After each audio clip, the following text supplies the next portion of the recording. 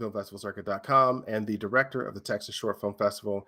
We're joined here today by director Sam Cadman from his series episode La Locura, The Madness, which has been nominated for Best Picture at the Texas Short Film Festival in San Antonio. That'll be coming up. Our fall 2022 event is actually on October the 22nd, and we're looking forward to that screening in San Antonio. Thank you so much, Sam, for taking the time to join us today.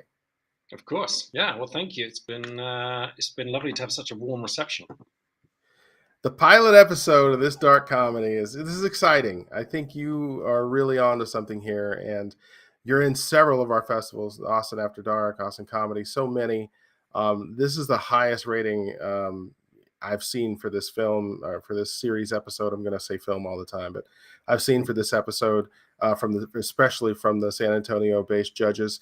Can you give us a synopsis? What is this film about? This is a film about a guy called Rodrigo, he's a Brooklyn hipster, and he has to go and live with his parents in Palm Beach, Florida. Which, if you're a Brooklyn hipster, is about the worst. It's a fish out of water. It's about the worst place on earth you could have to be. And he does that because his father has been diagnosed with Alzheimer's. And he grew up in a culture that sort of, there's a phrase that Rod, who's the lead actor and one of the writers, gave us right at the beginning, was you take care of those who took care of you. And in his family, in real life, that was very much the case. And that's the case for our hero in this series. He lives in Brooklyn. The last thing he wants to have to do is go and live in Florida, but he has to look after his dad and his mom. And it's about him trying to find, love and happiness and all those things that we want amidst the family dealing with dementia.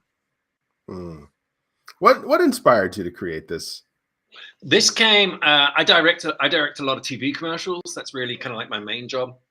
And there's an actor who I've worked with a bunch of times called Rod Lutzi, who I'm a big fan of. And he called me up just before lockdown.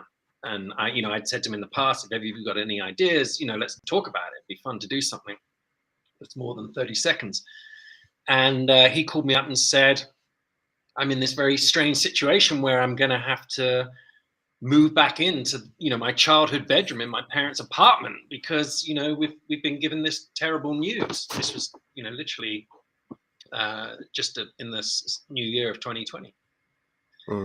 And I had just seen Ricky Gervais's Afterlife, that series where he plays a widowed guy. And I like that idea of a comedy set in a tragedy. And that's really what La Locura is. It's a comedy set in the tragedy of dementia. And it's like, can you be funny when things are that grim? And, Rod started telling me about the conversations he was having, the things he was having to do with his dad, everything that suddenly, starts to play out when you get a diagnosis like that. And, there is comedy in it, and it's like a survival. It's a means of survival. It's some of it's so awful you have to laugh, otherwise you'd cry. And sure. A bit like Ricky Gervais's Afterlife, it has a similar kind of tone where you find humor as a relief from some of the difficult things, and we try to balance, the tough things with the funny things. Like, I suppose it's a comedy drama. And a lot of that detail is coming from what is actually happening to Rod in real life and what he's been going through. A lot of the conversations, a lot of the situations, they're almost verbatim from what he's experiencing. And I think for him as an actor, it must be a very surreal experience to then go and perform that. It's, Rod in real life, his parents still live in New York, where they've lived all their adult life. We moved it to Florida because we just wanted to make it, like I say, more of a fish out of water and to kind of just raise the stakes dramatically, But a lot of the characters, a lot of the situations are really taken from real life, from what he's going through. Well, the writing is good, and they say write about what you know about, and it sounds like this really comes from real personal experience. That's why it resonates with so many people. Where in the timeline of COVID did this? We got some of the best writing we ever got in our festival history after the first few months of COVID. But in the development and then actually deciding to shoot it? Where in the whole COVID timeline did this take place? Literally, the whole thing happened during COVID. Like, Hmm. Rod called me. It must have been February 2020, like right when it was all happening or about to begin, the lockdowns and so on. And so it was quite an enjoyable way to have to spend lockdown, because there was Rod, myself, and a third writer called George Deal Jr. And the three of us would just get on Zoom, and every day we were talking, and we were writing our scripts and so on. And we actually shot it sort of round about the end of last year. Round about the end of last year, whilst there was still very strict COVID rules. And we raised the money on Kickstarter, and a large part of the budget that we raised had to be spent on COVID safety, because we wanted to be SAG, we wanted it to be a union job for the actors. And we wanted, we had to make sure that everyone was safe, that we couldn't have anyone getting ill, particularly given some of the older actors. Well, regardless, but also because some of them were more elderly. And so it was a product of COVID, really, the whole thing. And we shot it, and then it took quite a while to get to a point where we could then edit it and so on. And that's why we put the teleplay out first, because we were so excited about it. But just the timing to get everything done, as I'm sure lots of people you speak to, when you're asking everyone favors, it doesn't always happen as quickly as you'd like. No, you got to be very resourceful these days to really get your productions done. You got it done. Sorry to interrupt, but I do think there's a kind of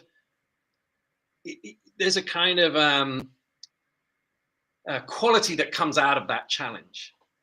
And I think sometimes, the fact that it's really hard tests how much you really want to make it. And I think, it's not always fun, but sometimes you need a bit of that to kind of make sure you're really thinking about it. You can't be lazy. It can't be half-hearted. Everyone involved was giving 200% because everyone was really into it. So yeah, you don't want it to be like that forever, but sometimes having those sort of constraints and those hurdles can sometimes make you dig deeper creatively, which isn't a bad thing. Yeah, for sure. I mean, just some of the, they say pressure makes diamonds, right? It's like you're trying to get something finished. That's why so many people are, so many musicians are one-hit wonders. There was so much to get that one song, done, that when you get one song done and then the studio's like, okay, here you go, make an album in a week, Well, isn't the death of a band when they have too much time and too much money, and it sort of loses it just loses the kind of the precision and the laser strength that often they have when it's against the world kind of thing. Sure. So what's in the future for, I'm going to ask you about both. What's in the future for the series, first of all? Where are you at in the timeline? So we're literally starting to take it around to try and find a home for it.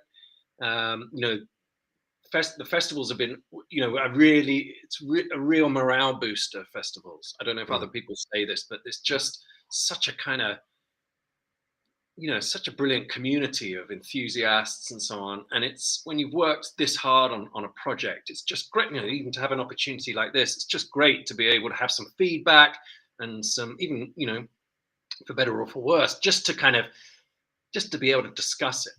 But it's also, when you get a good result and some of the response we've had at Texas, it's really helpful for us then when I'm then talking to producers and to streamers and networks, these things have clout, and it shows that there's people enjoying it. But that's the next step, is to try and find a home for this series. The way we wrote the pilot, there's actually there's 9 scenes in the half hour, and you could actually break them apart, and each scene is from its respective episode in a full-length series. Does that make sense? Sure. So it would actually be 10 half-hour episodes. Each scene in this pilot is the first scene is from the first episode, and the second scene is from the second. So hopefully in the pilot, you get a sense of the arc of the show and the potential and of the world. It's a lot of kind of setting up, I suppose. but you can also see these different places that we're going to go and these different characters that Rod is going to have to come up against. So I guess that was one of the benefits of lockdown, is it gave us a bit more time to really think that through and think about, okay, how, if we're going to go to all this effort, if we're going to raise this money and we're going to, pull in all these favors that we can, what's the most useful final thing we could have? Unlike a movie where, I guess once it's 90 minutes long or whatever, you've done it, and that's a really satisfying feeling. This is a pilot, but hopefully it's also can show the potential of a series, and that would be the dream for La Locura. And what about for yourself personally? You working on any other projects So, right now? like I say, I mean, my main job for the last 20 years, I've directed TV commercials, particularly in the US. I mean, that's really where I do them, although I'm in London right now. But I'm keen, I've been doing it a while, and I'm really enjoying doing sort of character-driven, long-form comedy, and I want to try and do more of that, whether that's a feature or whether that's TV. So yeah, I don't know. Look out. Well, we'll see. Hopefully, I can be doing more of this kind of stuff.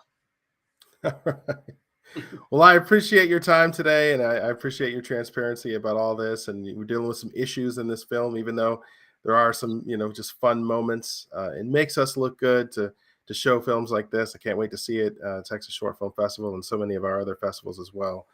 So congrats. Is there anything else you wanted to add? Thank you to all the judges.